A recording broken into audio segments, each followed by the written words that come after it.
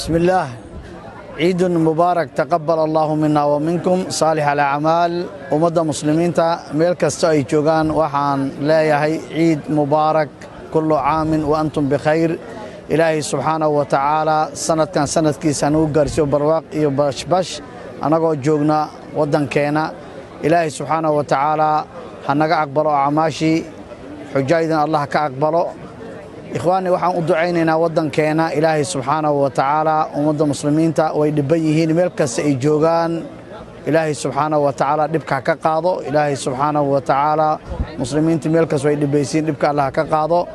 tan kale ikhwani ayaamahan waxa waay dhikriga hala badiyo. Ilaahay subhanahu wa ta'ala dhikrigiis meel kasta hala badiyo ayaamo khayraysan waaye. marka umada muslimiinta waxaan leeyahay عيد مبارك تقبل الله منا ومنكم صالح الأعمال وجزاكم الله خيرا والسلام عليكم ورحمة الله وبركاته.